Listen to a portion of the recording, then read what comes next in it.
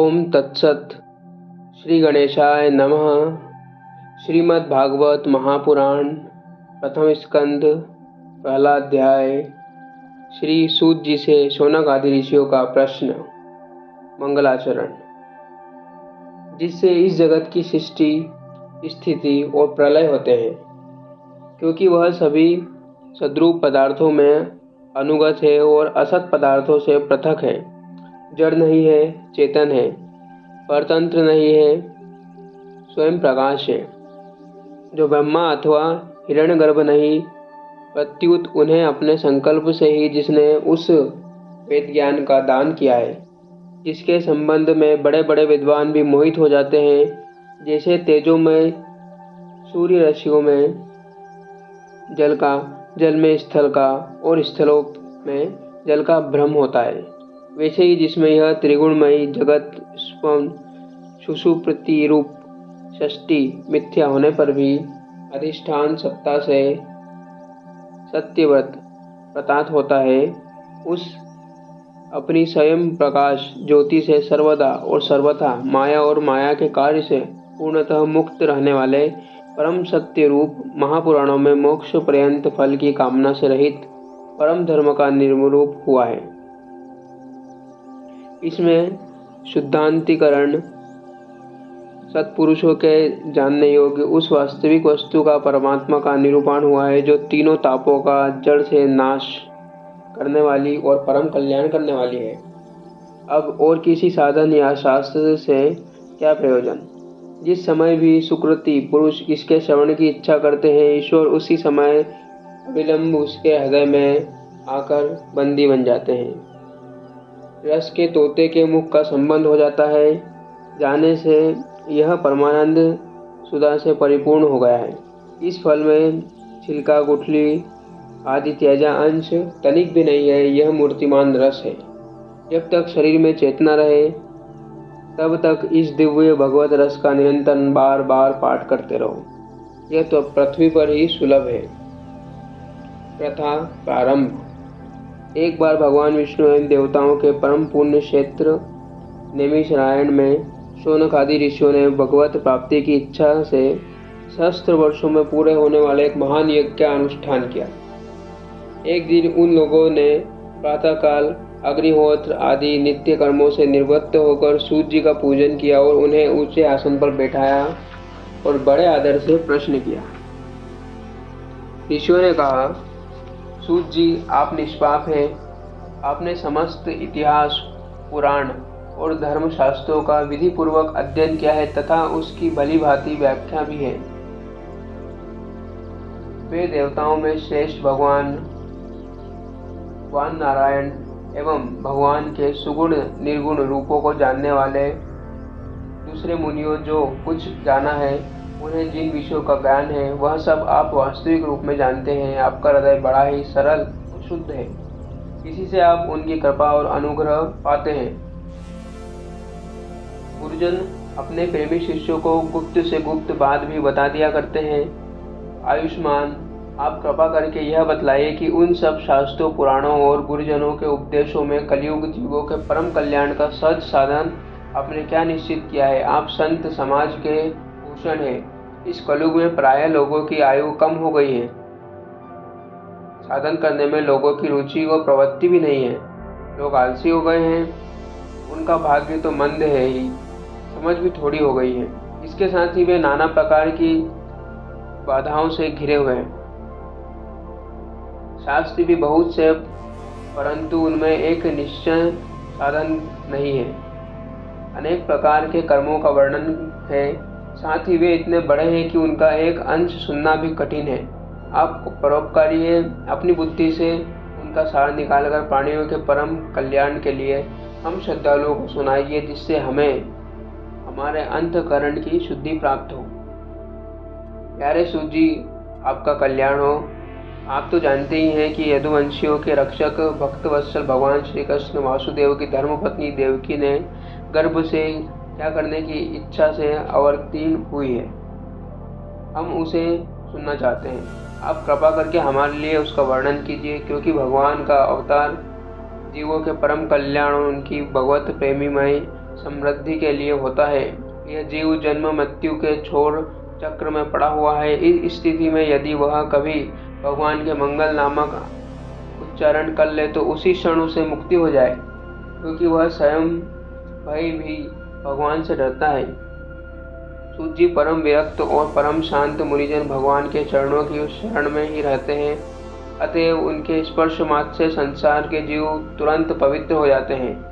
इधर गंगा जी के जल का बहुत दिनों तक सेवन किया जाए तब कहीं पवित्रता प्राप्त होती है। ऐसे पुण्य आत्मा भक्त जिनकी लीलाओं का गुण गान करते हैं, उन भगवान का कलिमलहारी पवित्र यश भला। आत्मशुद्धि की इच्छा वाला ऐसा कौन मनुष्य होगा जो श्रवण न करे। वे लीला से ही अवतार धारण करते हैं। नारद आदि महात्माओं ने उनके आदर कर्मों का गान किया है। हम श्रद्धालुओं के प्रति उनका वर्णन कीजिए। बुद्धिमान सूत जी सर्वप्रथम प्रभु अपनी योग्य माया से स्वच्छंद लीला करते हैं। आप उन श्री हरि की मंगलमयी अवतार कथाओं का अब वर्णन कीजिए। पुण्य कीर्ति भगवान की लीला सुनने से हमें कभी भी तृप्ति नहीं हो सकती, क्योंकि रसज्ञ श्रोताओं को पद पद पर भगवान की लीलाओं में नए नए रस का अनुभव होता है। भगवान श्री कृष्ण अपने को छिपाए हुए थे, लोगों के सामने ऐसी चेष्टा करते थे मानो कोई मनुष्य हो, परंतु उन्होंने बलराम जी के साथ ऐसी लीलाएं भी की है, जैसा पराक्रम प्रकट किया है जो मनुष्य नहीं कर सकते। कलयुग को आया जानकर इस वैष्णव क्षेत्र में हम दीर्घकालीन सत्र का संकल्प करके बैठे हैं। श्री हरि की कथा सुनने के लिए हमें अवकाश प्राप्त है। यह कलयुग अंततः करण की पवित्रता और शक्ति का नाश करने वाला है। इससे पार पाना कठिन है। जो समुद्र से पार जाने वालों को कर्णधार मिल जाए, उसी प्रकार इससे पार पाने की इच्छा रखने वाले को हम लोगों से ब्रह्मा ने आपको मिलाया है। धर्म रक्षक, ब्राह्मण, भक्त, योगेश्वर भगवान श्री कृष्ण के अपने धामों में पधारे जाने वाले धर्म ने अब किसकी शरण ली है, हमें बताइए। दूसरा अध्याय, भगवत कथा और भगवत्ता की महत्वता। श्री सूत जी कहते हैं, शौनकादि ब्रह्मवादी ऋषियों के ये प्रश्न सुनकर रोमहर्षण के पुत्र उग्रशुवा को बड़ा ही आनंद हुआ। उन्होंने ऋषियों के इस मंगलमय प्रश्न अभिनंदन करके कहना आरंभ किया। सूत जी ने कहा, जिस समय सुखदेव जी का यज्ञोपवीत संस्कार भी नहीं हुआ था, सुरता लौकिक वैदिक कर्मों के अनुष्ठान का अवसर भी नहीं आया था, उन्हें अकेले ही संन्यास लेने की उद्देश्य से जाते देखकर उनके पिता व्यास जी विरह से कातर होकर पुकारने लगे। बेटा बेटा। उस समय तन्मय होने के कारण सुखदेव जी की ओर से वक्षों ने उत्तर दिया, ऐसे सबके हृदय में विराजमान श्री सुखदेव मुनि के नमस्कार करता हूँ। यह श्रीमद् भागवत अत्यंत गौतमीय रहस्यमय पुराण है। यह भगवत स्वरूप का अनुभव करने वाला और समस्त वेदों का सार है। संसार में फंसे हुए लोग इस घोर अज्ञान अंधकार से पार जाना चाहते हैं, उनके लिए आध्यात्मिक तत्वों को प्रकाशित करने वाला यह एक अद्वितीय दीपक है। वास्तव में उन्हीं पर करुणा करके बड़े बड़े मुनियों के आचार्य श्री सुखदेव जी ने इसका वर्णन किया है। मैं उनकी शरण ग्रहण करता हूँ। मनुष्यों में सर्वश्रेष्ठ भगवान के अवतार नर नारायण ऋषियों को, सरस्वती देवी को और श्री व्यास जी को नमस्कार करके तब संसार और अंतकरण के समस्त विकारों पर विजय प्राप्त करने वाले इस श्रीमद् भागवत महापुराण का पाठ करना चाहिए। ऋषियों, आपने संपूर्ण विषय के कल्याण के लिए यह बहुत सुंदर प्रश्न किया है, क्योंकि यह प्रश्न श्री कृष्ण के संबंध में है और इससे भली भांति आत्मशुद्धि हो जाती है। मनुष्यों के लिए सर्वश्रेष्ठ धर्म ही है जिससे भगवान श्री कृष्ण में भक्ति हो।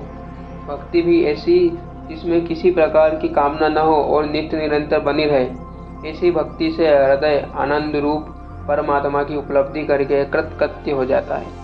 भगवान श्री कृष्ण में भक्ति होते हैं, अनन्य प्रेम से उनके चित्त जोड़ते हैं, निष्काम ज्ञान और वैराग्य आविर्भाव हो जाता है। धर्म का ठीक ठीक अनुष्ठान करने पर भी यदि मनुष्य के हृदय में भगवान की लीला कथाओं के प्रति अनुराग उदय न हो तो वह निराश्रम ही है। धर्म का फल है मोक्ष। उसकी सार्थकता अर्थ प्राप्ति में नहीं है।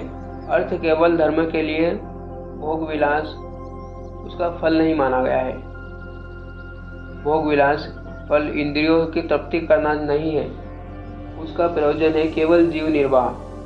जीवन का फल भी तत्व जिज्ञासा है। बहुत कर्म करके स्वर्ग में प्राप्त करना उसका फल नहीं है। तत्ववेता लोग ज्ञान और ज्ञेय के भेद से रहित अखंड अद्वितीय सच्चिदानंद स्वरूप ज्ञान को ही तत्व कहते हैं। उसी को कोई ब्रह्म, कोई परमात्मा, कोई भगवान के नाम से पुकारते हैं। श्रद्धालु मुनिजन भगवान श्रवण से प्राप्त ज्ञान और कोई भी भगवान के नाम से पुकारता है। श्रद्धालु मुनिजन भगवत श्रवण से प्राप्त ज्ञान वैराग्य भक्ति से अपने हृदय में उस परमात्मा स्वरूप को परमात्मा का अनुभव करते हैं। शौनक आदि ऋषियों, यही कारण है कि अपने अपने वर्ण तथा आश्रम के अनुसार मनुष्य जो धर्म का अनुष्ठान करते हैं उसकी पूर्ण सिद्धि इसी में है कि भगवान प्रसन्न हो। इसलिए एकाग्र मन से भक्त वत्सल भगवान का है नित्य निरंतर श्रवण कीर्तन ध्यान और आराधना करनी चाहिए। कर्मों की गांठ बड़ी कड़ी है। विचारवान पुरुष भगवान के चिंतन की तलवार से उस गांठ को काट डालते हैं, तब भला ऐसा कौन मनुष्य होगा जो भगवान की लीला कथा में प्रेम न करे। शौनक आदि ऋषियों, पवित्र तीर्थों का सेवन करने से महत्व से तदंतर श्रवण की इच्छा, फिर श्रद्धा, तत्पश्चात भगवान कथा में रुचि होती है। भगवान श्री कृष्ण यश का श्रवण करें और कीर्तन दोनों पवित्र करने वाले हैं। वे अपनी कथा सुनाने वालों को हृदय में आकर स्थित हो जाते हैं और उनकी अशुभ वासनाओं को नष्ट कर देते हैं, क्योंकि वे संतों के नित्य सहद है। जब श्रीमद् भागवत अथवा भागवतवाद भक्तों को सेवन से अशुभ वासना नष्ट हो जाती है, तब पवित्र कीर्ति भगवान श्री कृष्ण के प्रति स्थायी प्रेमी की प्राप्ति होती है। तब रजोगुण और तमोगुण भाव, काम और लोभ आदि शांत हो जाते हैं और चित्त इनसे रहित होकर सत्व गुण में स्थित एवं निर्मल हो जाता है। इस प्रकार भगवान की प्रेममय भक्ति से जब संसार की समस्त आसक्तियां मिट जाती है, हृदय आनंद से भर जाता है, तब भगवान के तत्व का अनुभव अपने आप हो जाता है। हृदय में आत्मस्वरूप भगवान का साक्षात्कार होता है। हृदय की ग्रंथि टूट जाती है, सारे संदेह मिट जाते हैं और कर्म बंधन क्षीण हो जाता है। इसी से बुद्धिमान लोग नित्य निरंतर बड़े आनंद से भगवान श्री कृष्ण के प्रति प्रेम भक्ति करते हैं, जिससे आत्म प्रसाद की प्राप्ति होती है। प्राकृतिक 3 गुण हैं, सत्व रज और तम। इसको स्वीकार करके इस संसार की स्थिति, उत्पत्ति और प्रलय के लिए एक अद्वितीय परमात्मा ही विष्णु, ब्रह्म और रुद्र, ये 3 नाम ग्रहण करते हैं। फिर भी मनुष्यों का परम कल्याण तो सत्व गुण स्वीकार करने और श्री हरि से होता है।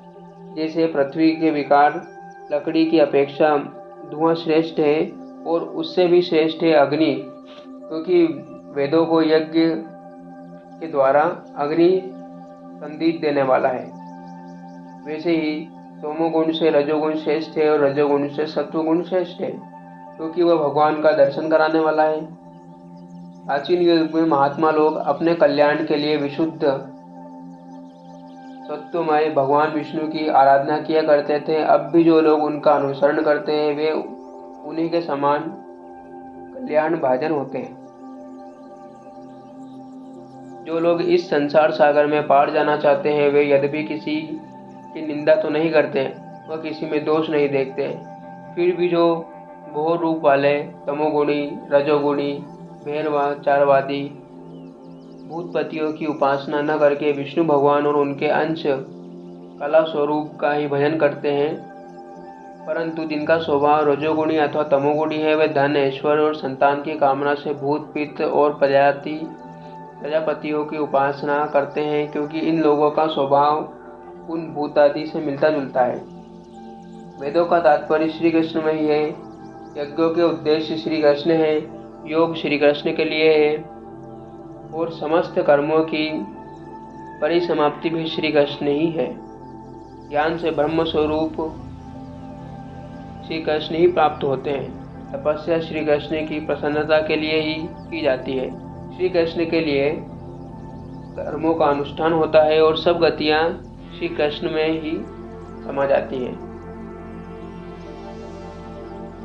आप जो कृष्णा कृष्णा कृष्णा कहते हैं, तो अगर आप कृष्ण को कृष्णा कहते हैं तो इससे आपको कोई लाभ नहीं मिलेगा, क्योंकि प्रभु का नाम है कृष्ण, श्री कृष्ण। तो कृष्णा शब्दों का उच्चारण ना करें। कृष्णा शब्द सिर्फ कुछ मंत्रों में उपयोगी होता है, उसका मतलब उस मंत्रों में ही है अर्थ, अथवा सिर्फ उस एक शब्द का आप कृष्ण की जगह कृष्णा कृष्णा उच्चारण करते हैं, तो यह एक तरीके से सही नहीं माना जाता है। यद्यपि भगवान श्री कृष्ण की प्रकृति और गुणों से अतीत है, फिर भी अपनी गुणमयी माया से, जो कृष्ण की हट से और तत्व की दृष्टि से नहीं है, उन्होंने ही स्वर्ग के आदि में इस संसार की रचना की थी। ये सत्व, रज और तम तीनों गुण उसी माया के विलास है। इनके भीतर रहकर भगवान इनसे युक्त सरीखे मालूम पड़ते हैं। वास्तव में तो परिपूर्ण विज्ञानानंद है। अग्नि तो वस्तुतः एक ही है, परंतु जब वह अनेक प्रकार की लकड़ियों में प्रकट होती है तब अनेक सी मालूम पड़ती है। वैसे ही सबके आत्मरूप भगवान तो एक ही है, परंतु प्राणियों की अनेकता अनेक जैसे जान पड़ते हैं।